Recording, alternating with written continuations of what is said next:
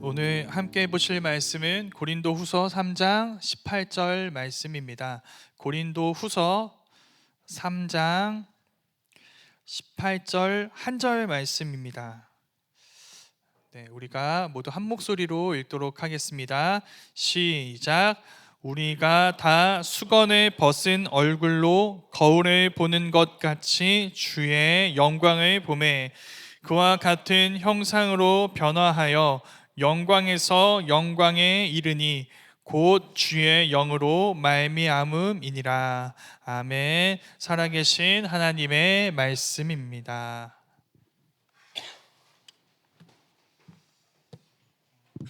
우리가 자주 오해하는 사실 중에 하나는 하나님과의 친밀함이 하나님과의 물리적 거리에 달려 있다는 생각이에요. 물리적 거리에 비례한다는 생각입니다. 물론 물리적인 거리를 무시할 수는 없어요. 우린 다 그 물리적 거리 때문에 신앙을 갖게 된 사람들입니다. 그러니까 부모님이 가깝죠. 가까운 관계죠. 부모님이 신앙인이어서 또 주변에 교회 다니는 친구들이 있어서 교회 나왔다가 지금도 나오는 거잖아요. 또 혹 오늘 교회 처음 나온 분들이 계신다면 막 주변에서 교회 가자고 꼬셨죠. 그래서 그게 아니라면 또 교회가 가까우니까 이제 검색해 보니까 가까우니까 물리적 거리로 가까우니까 한번 가보자 해서 온 청년들도 아마 있을 겁니다. 그러면 물리적 거리가 전부일 것 같은데 왜 이게 하나님과의 친밀함과 비례하지 않는가? 여러분도 잘 아는 사실입니다. 모태 신앙의 방황 본 적 있죠? 다 본 적 있을 거예요. 부모님을 넘어서 할아버지 할머니 때부터 우리 집 전체가 교회를 다녔어요. 나는 엄마 뱃속에서부터 여기에 있었어요. 그런데 그런 내가 내 자의로 내가 좋고 내가 원해서 두 발로 이 자리에 나오기까지 얼마나 많은 시행착오가 있었는지 모태신앙 청년들은 다 알잖아요. 아직까지도 근데 못 나오고 있는 청년들도 있습니다. 모태신앙인데 이렇게 벗어났다가. 저는 그런 여러분의 인생을 살아보지 않았습니다. 그러나 여러분이 살아보지 못한 제 인생을 살아봤어요. 또 여러 목사님들과 대화하면서 그분들의 인생 얘기를 제가 들어봤습니다. 그분들 중에 몸이 늘 교회에 있었던 분들이 되게 많아요. 아버지가 목사님이에요. 그러니까 집에 문을 열고 나가면 뭐가 있어요? 교회가 있어요. 그렇게 붙어 있는 거예요. 그러니까 늘 몸이 교회에 있었는데 마음까지 항상 거기 교회에 있었던 그런 사무엘, 그런 세례 요한 같은 분은 제가 어려서 그런지 아직 본 적이 없습니다. 그러니까 이 과정은 여러분 이상한 게 아니라 어느 정도는 자연스러운 현상이에요. 이렇게 말하면 또 이 부분만 따서 목사님 감사합니다. 저 잠깐 방황하고 올게요. 주중에 클럽 다녀오겠습니다. 누가 뭐라고 하면 목사님이 다 그런 거라고 가서 놀다 오라고 했다고 그렇게 얘기할게요. 위험한 사람들이에요. 교회 떠나도 된다는 게 아니에요. 떠나면 안 되죠. 근데 우리는 떠난다고요. 왜 떠날까요? 왜 떠나본 시간들이 있을까요?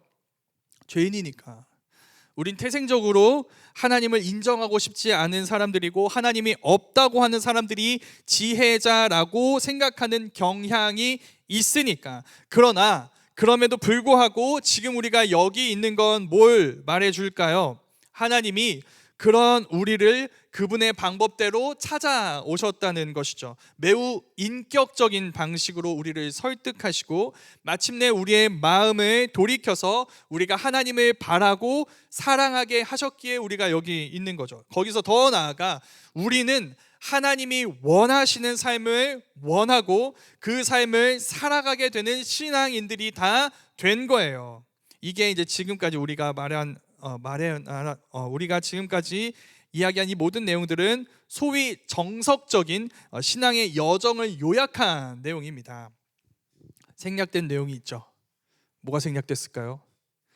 그럼 그렇게 돌아와서 신앙을 갖게 되고 난 이후에는 우리 신앙에 아무 문제도 없는가? 문제가 없을까요? 그렇지 않죠. 우리 안에 완전히 사라지지 않은 죄성이 있어요. 그 죄성을 자극하는 사탄이 있습니다. 그 둘이 만나요. 그래서 우리가 믿는다고 말하는 신앙을 삶의 자리에서 왜곡합니다. 그래서 우리가 말하는 신앙과 실제로 살아가는 신앙 사이에 차이가 벌어지기 시작해요. 이게 진짜 여러분 사람 잡습니다. 막 자괴감이 드는 거예요. 진짜 나는 신앙을 가진 건가? 근데 왜 아직도 이 모양 이 수준인가? 애초에 기독교 신앙이라는 것 자체가 문제가 있는 것 아닌가? 의심으로 시작했다가 절망으로 향하게 됩니다. 자, 물어볼게요. 믿음을 가진 이후에 여러분의 삶은 정말 달라졌나요? 그 삶은 예수님을 따르고 닮아가고 있습니까? 성령의 열매가 여러분 안에서 발견되고 있나요? 이 모든 질문들이 여러분에게 정죄처럼 들릴 것을 제가 잘 알아요. 늘 정해진 패턴이죠. 이렇게 물어봤어요. 그러니까 목사님 달라지지 않은 것 같아요 하면은 그럼 여러분은 그리스도인이 아닌 겁니다 라는 얘기를 제가 할 것 같죠. 그렇죠. 그런데 만약에 그렇게 사는데요, 그런 열매들이 있는데요 하고 하면 뭐라고 제가 말할 것 같으세요? 아니 어떻게 스스로 그렇게 자기의 믿음을 자신할 수 있습니까? 교만하군요 이럴 것 같잖아요. 이건 뭐 어쩌라는 거죠 그러면? 네, 대답과 상관없이 상대를 공격하기 위한 질문처럼 들리죠. 그렇죠. 예라고 하든지 아니라고 하든지 어느 쪽이든 공격을 받아요. 그것도 굉장히 수준 낮은 방식으로 공격하고 있는 거죠. 그래서 여러분 정도 되면 이 정도 수작쯤은 다 보여요. 그래서 이런 질문 자체를 하지도 않고 답하지도 않습니다. 그런데 그런 질문을 제가 다시 갖고 온 거예요. 여러분의 삶은 정말 달라졌습니까? 신앙 때문에. 지금 여러분의 삶에는 예수님이 계시고 그분을 따르는 모습들이 있나요? 거기서 성령의 열매가 맺히는 중인가요? 돌아봐야 해요. 우리 자신을 돌아봐야 합니다. 당연히 완전히 객관적일 수는 없지만 우리에게서 한 발자국 떨어져서 그동안 내가 고개 돌리고 있었던 나 자신을 정직하게 직면해서 바라보고 질문에 답해야 합니다. 여러분 안에서 성령이 일하고 계시나요? 디스하려고 하는 질문이 아니에요. 점검해야 하니까 하는 질문입니다. 근데 이런 의도, 이거 목사님이 디스하려고 하는 게 아니구나, 점검하라고 하시는 질문이구나 라는 걸 알아도 사실 여기에 답하기가 어렵습니다. 왜 어려울까요? 모르겠어요. 성령의 열매가 뭔지 몰라요. 그 성령이 일하셔서 나타나는 이 성화라는 말 처음 들어보는 청년들 있죠. 뭐냐면 거룩하게 변화된다는 뜻이에요. 예수님을 닮아서 거룩하게 변화된다는 말이 성화입니다. 이걸 모르니까 지금 내가 성화가 일어나고 있는 건가? 일어나지 않고 있는 건가? 성령의 열매가 나한테 지금 맺혀지고 있는 건가? 그렇지 않은가? 몰라요. 모르는 거죠. 그래서 우리가 계속 강조하는 게 뭐예요? 일단 알아야 된다는 거예요. 뭘 알아야 돼요? 하나님의 말씀을 알아야 합니다. 성경을 봐야 돼요. 말씀을 보면서 하나님의 아는 지식을 쌓아가야 합니다. 목사님 또 성경 얘기인가요? 진부하네요. 제가 묻고 싶습니다. 여러분은 여러분의 직장 전공에 얼마만큼 시간을 투자하나요? 하루에 한 8시간 그렇게 몇 년 해왔죠. 몇 년 동안 그렇게 해왔으니까 이제 더 배울 거 없죠. 완벽해서 더 알아야 할 지식 같은 거 없는 거잖아요. 말도 안 되는 소리죠. 몇 년 했으니까 이제 완벽해, 더 공부하지 않아도 평생 이걸로 먹고 살 수 있어, 그런 직장이 어디 있어요? 네, 맞아요. 근데 그럼 성경은요? 여러분은 성경 읽기 및 연구에 얼마만큼 여러분의 인생을 투자해 봤나요? 몇 년 주일마다 해봤으니까 이제 더 배울 게 없을까요? 더 알아야 될 게 없는 걸까요? 목사님 저희 공격하시는 건가요? 아니요, 여러분의 생각을 공격한 거예요. 여러분도 그 생각을 공격해 봐야 합니다. 그리고 나 자신에게 그 성경을 좀 알아야 된다고 이끌어야 돼요. 여러분 자신을 독려해야 됩니다. 5분이라도 좋아요. 매일 5분이라도 좋습니다. 여러분 한 장이라도 좋아요. 성경을 펴세요. 읽어도 무슨 내용인지 모르겠는데요, 그래, 네, 괜찮아요. 질문을 던지세요. 질문을 갖고 거기에 답하기 위해 한번 씨름해 보세요. 여러분의 인생을 투자해 보세요. 그리고 안 풀리면 저한테 갖고 오세요. 우리 김현홍 쌤께 갖고 오세요. 저희 언제든지 답할 준비가 되어 있습니다. 그렇게 여러분이 실존적으로, 인격적으로 하나님의 말씀을 통해 하나님을 알아가는 시간들 있잖아요. 그때가 성령님이 일하는 시간이에요. 그때가. 요한복음 14장 26절 말씀에 이렇게 이야기합니다. 보혜사 곧 아버지께서 내 이름으로 보내실 성령, 그가 너희에게 모든 것을 가르치고 내가 너희에게 말한 모든 것을 생각나게 하리라. 자, 보혜사, 어려운 말이 나왔죠. 보혜사, 이게 무슨 뜻인가? 우리 제자반 형제 자매들은 같이 나눴는데 원어로 보면은 이게 파라클레이토스라고 합니다. 파라라는 말과 클레이토스가 합쳐진 말이에요. 파라는 모모 옆에라는 뜻이에요. 모모 옆에. 클레이토스는 무슨 뜻이냐? 말하는 사람이라는 뜻입니다. 합쳐보세요. 뭐예요? 옆에서 말하는 사람. 이게 보혜사예요. 옆에서 말하는 사람. 근데 이게 구체적으로 어떤 이미지인가? 영어 성경을 보면 알 수 있어요. 보혜사는 영어로 뭐라고 하냐면 더, 이제 영어도 번역본이 되게 많거든요. 이렇게 여러 번역들 중에 이런 게 있습니다. 더 카운셀러. 이해되죠? 그리고 변호인, 상담자, 돕는 분, 이런 식으로 번역이 되는 거예요. 그러면 보이죠? 그 보혜사가 옆에서 말하시는 그분이 무슨 말씀을 하시고 무슨 도움을 주시는가? 예수님이 가르치신 그 모든 것들을 깨닫게 해주세요. 그 말씀이 내 안에서 살아 움직이고 내가 변화되게 이끄십니다. 이게 성령이 우리 안에서 일으키시는 첫 번째 변화예요. 뭐예요? 말씀이 열리기 시작해요. 여러분의 삶이 그 말씀으로 변화되고 움직이기 시작합니다. 이 변화가 일어나는 게 바로 성령의 사람의 모습이에요. 자, 어떤 변화인가? 구체적으로 이런 변화입니다. 갈라디아서 5장 22절에서 23절 말씀 제가 읽어볼게요. 오직 성령의 열매는 사랑과 희락과 화평과 오래 참음과 자비와 양선과 충성과 온유와 절제니 이 같은 것을 금지할 법이 없느니라. 자, 이게 성령의 열매예요. 열매들이 아니에요. 열매. 한 성령 안에 이 모든 것들이 담겨 있습니다. 자, 이게 내 안에서 발견되는가? 그걸로 우리 안에 성령이 있는가 없는가를 판단할 수 있는 겁니다. 어렵지 않죠? 네, 이해하기는 어렵지 않아요. 근데 마음이 어려워지죠. 목사님, 저 안에 저런 열매들이 없는데요. 저 성화하고 있지 않은 것 같아요. 매번 거기서 넘어져요. 도무지 나아지지 않습니다. 전 성령이 없는 것 같아요. 구제불능이에요.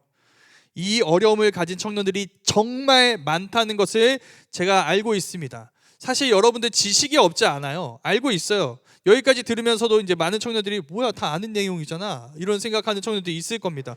그리스도인이니까 거룩하게 살아야 된다는 거 누가 모르겠어요. 다 알죠. 문제는 사라지지 않아요. 내 삶이 그렇게 나아가지 않습니다. 열심히 애쓰고 노력하지만 좀처럼 내 거룩함의 수준이 나아지지 않는 거예요. 그리고 교회에 오니까 어떻게 하게 되나요? 가면을 쓰게 되죠. 얼굴을 꾸미게 됩니다. 많은 사람들의 눈앞에서는 억지로 그런 삶을 사는 척 해요. 그래야 이 그룹에 들어갈 수 있을 것 같거든요. 여기에서 인정받을 수 있으니까. 그렇지 않으면 여기에 이 순에 남아 있을 수 없을 것 같으니까 그렇게 하게 되는 거죠. 그래서 한 번쯤 여러분들 경험해 본 적이 있을 겁니다. 이 괴리감이 힘들어요. 신앙에 대한 지식과 삶 사이의 괴리감이 힘들어요. 그래서 버티기, 나 자체가 버티기가 힘듭니다. 내가 가면을 쓰고 계속 이런 가면 얘기만 하니까, 내 속 얘기를 하는 게 아니라 가면 얘기만 하니까 어느 순간 현타가 오는 거죠. 이게 지금 뭐 하는 거지? 이런 짓을 내가 왜 계속해야 하는 거지? 더 나아가 이 시선으로 외부를 보기 시작합니다. 여기 모인 사람들도 다 그렇게 가면을 쓰고 얘기하는 것 같아요. 서로 진짜 자신이 아니라 그 가면 얘기만 나누다 돌아가는 게 청년부 모임인 것 같아서 한 번쯤 이제 슬럼프가 오는 거죠. 그때 마음뿐만 아니라 몸도 공동체를 떠난 사람들이 많이 있습니다. 그분들이 이 영상을 봤으면 좋겠어요. 잘 지내죠? 네, 여러분 잘 지내죠? 돌아오세요. 네, 돌아오세요. 여러분이 오해한 게 있어요. 거기에 제가 답해 볼게요. 여러분이 오해했죠? 한번 했어요. 그럼 뭘 해야 돼요? 답도 한번 들어봐야죠. 그렇죠? 그래 공평한 거 아닌가요? 그래서 이제는 답을 들으셔야 돼요. 일단 성화의 기간입니다. 기간. 성화는 여러분 즉각적이지 않고 점진적이에요. 지금까지 얘기한 거, 성령이 우리 안에서 말씀을 통해 일으키시는 변화, 성령의 9가지 열매 맺는 삶은 단번에 이루어지지 않습니다. 평생에 걸쳐 이루어지는 과정이에요. 문제는 뭘까요? 우리가 한국 사람이라는 겁니다. 우린 빨리빨리 진행되지 않으면 죽는 병이 있어요. 당장 지금 즉각적으로 드라마틱한 변화가 있어야죠. 단번에 뭔가 손에 잡히고 극적으로 막 이전과 다른 새로운, 완전히 새로운 내가 되어야죠. 우리는 그 번갯불을 좋아해요. 그걸 갈망하며 그것만 기적이라고 부르게 되죠. 아니요, 그건 우리 생각이에요. 우리의 디자인이에요. 성령의 역사는 기적입니다. 그런데 우리가 디자인한 그런 기적은 아니에요. 성령으로 인한 변화는 내 영적인 나이의 변화, 성숙도의 변화, 성장 시기의 변화가 아닙니다. 목적지의 변화예요. 그래서 일어나는 삶의 방향의 변화입니다. 무슨 말인가? 제가 다시 설명해 볼게요. 자, 성령으로 인해 변화되었다는 건 뭐냐면, 여러분이 죄인 블루웨이브 누구누구, 죄인 화이트웨이브 누구누구에서 구원받은 갓 태어난 어린 아이 누구누구로 변화한 사건이라는 거예요. 변화를 실감합니다. 아, 이제 난 예수 그리스도를 믿어요. 나도 예수님 안에서 하나님의 아버지라 부르는 하나님의 자녀가 되었어요. 내 스스로는 절대 불가능한 일이 나에게 일어났어요. 그러나 어린아이예요. 몸은 청년이죠. 근데 영적으로는 아니에요. 이제 막 시작한 거라고요. 그래서 아직 이 모든 것들이 새롭고 낯섭니다. 내가 새로운 존재가 된 건 맞는데 여전히 내 안에는 완전히 사라지지 않은 죄성이 있어요. 그리고 여기가 중요합니다. 그 죄성을 따라 사는 게 아직 익숙해요. 왜? 지금까지 그렇게 살아왔으니까. 그게 더 편하고 즐겁게 느껴지기도 합니다. 그 익숙함 때문에 우리는 새로운 존재가 되었음에도 불구하고 자주 그 삶을 선택하고 따라가는 것이죠. 근데 그게 그 전만큼 편하고 즐겁지는 않아요. 마치 예전에는 세상 모르고 아무 생각 없이 아무 걱정 없이 갯벌에서 막 뒹굴고 놀았는데 이젠 패션에 눈을 뜬 거예요. 내 돈으로 산 옷이 있어요. 새 옷. 그거 입었어. 그리고 갯벌에 가는 거예요. 뒹굴고 놀려고. 재밌을까요? 네, 재밌어요. 재밌어. 재밌는데 불편해요. 찝찝하죠. 기분이 안 좋아요. 이게 최선인가? 다르게 놀 수 없고 다르게 즐거울 수는 없는가? 이제 더 이상 그때의 내가 아닌데 하면서 내 옷에, 정확하게는 이제 달라진 내 존재에 걸맞는 새로운 놀이, 새로운 즐거움을 찾고 싶어요. 거기가 답이에요. 여러분의 이전의 즐거움을 새로운 즐거움으로 대체하라는 거예요. 여러분에게 걸맞는 그 즐거움은 어디에 있는가? 정말 의외의 부분에 있습니다. 여러분이 따분하고 힘들다고 생각했던 거룩한 삶의 즐거움이 있어요. 질문 드릴게요. 여러분, 세상에서 제일 재밌는 일이 뭔지 아시나요? 제일 재밌는 일? 선한 일이에요. 여러분, 사람 살리는 것만큼 재밌는 일이 없습니다. 몰랐죠? 해보면 알아요. 내가 떳떳하고 하나님이 기뻐하시는 일을 했다고 느낀 순간도 여러분 경험해봤어요? 그때 즐거움이 있거든요. 너무 즐거워요. 여러분 때문에 누군가의 상처가 치료되는 거 본 적 있으세요? 곤경에 처해 있던 사람들을 위해 여러분 희생해 봤나요? 여러분의 섬김과 영향력으로 한 사람이 선하게 변화되는 거, 좀 더 과감하게 얘기한다면 그의 인생이 이젠 올바른 방향으로 되찾는 거, 여러분 때문에 그거 보잖아요. 미칩니다. 너무 행복해요. 너무 즐거워요. 그런 이야기로, 여러분, 이런 이야기로 여러분의 인생이 채워져 가는 게 보여요. 너무 즐겁고 너무 아름답기까지 해요. 그게 여러분 누구의 즐거움인지 아시나요? 예수님의 즐거움이에요. 성령을 받은 여러분은 그렇게 그 예수님의 즐거움에 참여하게 됩니다. 그리고 그 중에 순모임이 있어요. 가면을 쓰는 게 아니에요.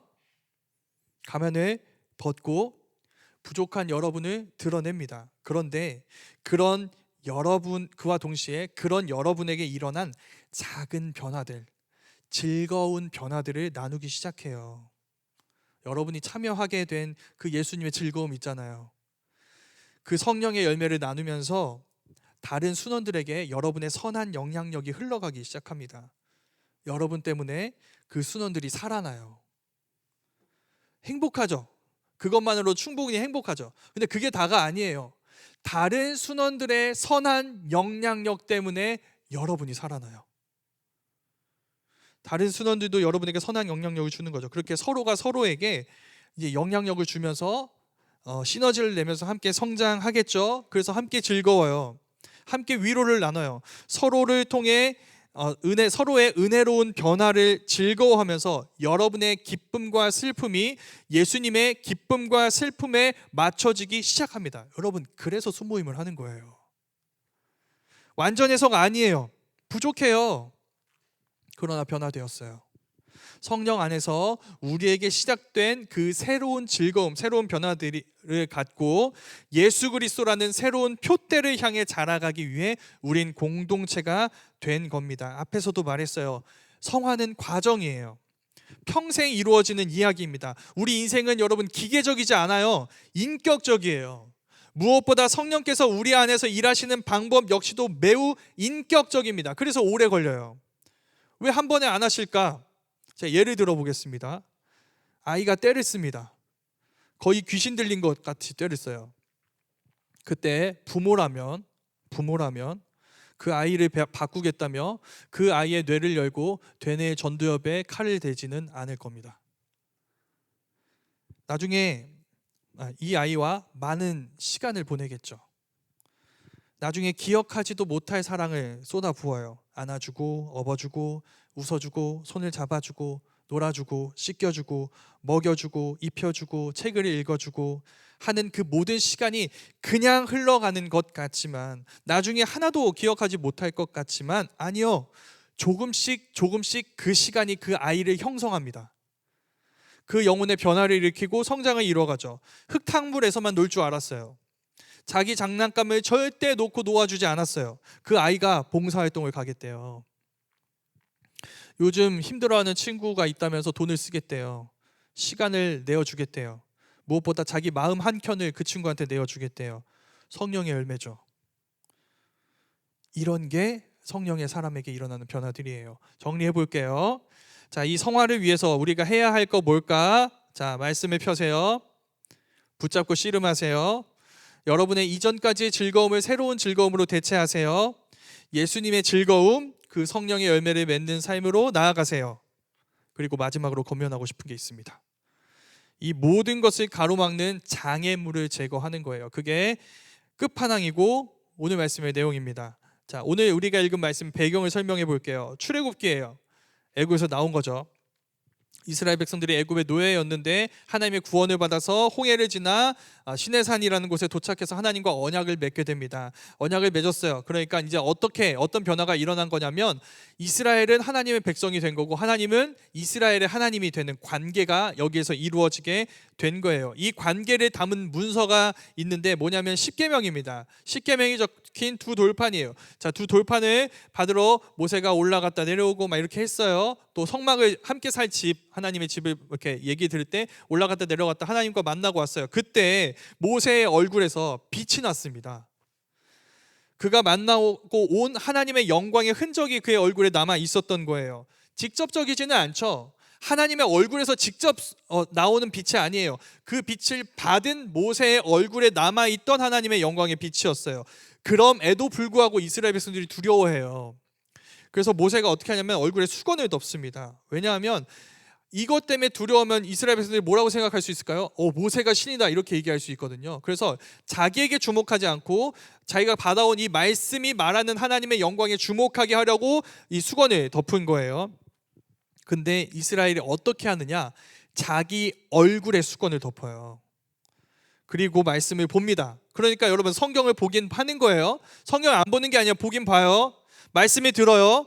그러나 언제나 수건이 덮여져 있어요. 수건으로 가려져 있습니다. 그게 나를 향한 말씀이라고, 나에게 하시는 말씀이라고 듣지 않아요.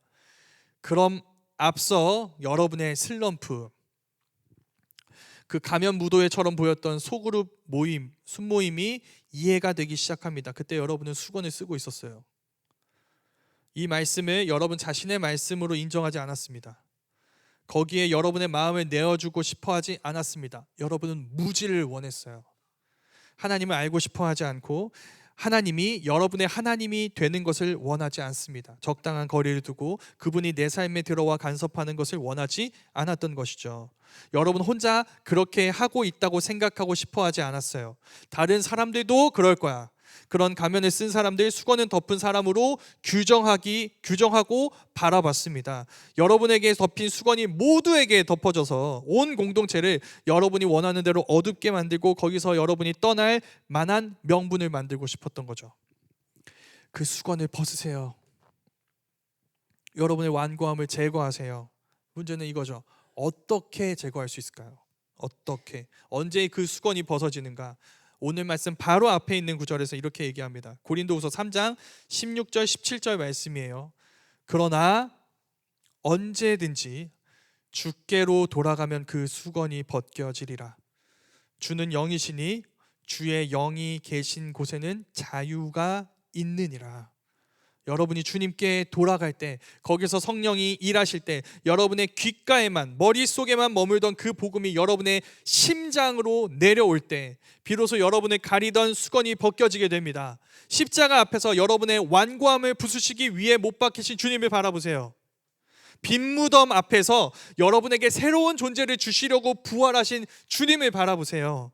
그러면 보게 되죠. 여러분을 해칠 것 같았고 통제하고 억압하는 것 같았던 하나님의 말씀이 사실은 여러분을 그 수건에서 자유하게 하고 온전하게 하고 영광스럽게 합니다. 비로소 여러분이 하나님의 영광을 보는 순간이죠. 그게 오늘 말씀에 담겨 있습니다. 오늘 말씀을 제가 다시 한번 읽어볼게요. 우리가 다 수건을 벗은 얼굴로 거울을 보는 것 같이 주의 영광을 보매 그와 같은 형상으로 변화되어 영광에서 영광에 이르니 곧 주의 영으로 말미암음이니라. 자, 그와 같은 형상으로 변화하여 영광에 이르게 된다가 아니에요. 영광에서 영광으로 이르게 됩니다. 자, 주님께 돌아가서 수건이 벗어졌다면 여러분은 영광을 보기 시작했습니다. 그러나 그 영광은 더 깊어지고 더 충만해지고 더 영광스러워지게 될 것입니다. 영광에서 영광에 이르는 거룩한 과정이에요. 무엇으로 인한 과정인가요? 마지막에 나오죠. 곧 주의 영으로 말미암음이니라. 그래서 결론입니다.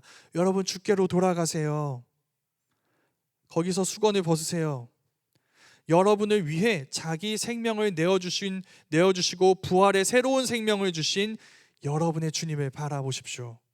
거기서 여러분이 외면해왔던 여러분의 죄를 직면하고 고백하고 애통해하고 미워함으로 그 죄에서 돌이키십시오. 그리고 이제 새로운 즐거움, 성령이 여러분 안에서 일으키시는 그 주님과 함께하는 영광스러운 여정을 따르면서 성령의 열매를 맺어가세요.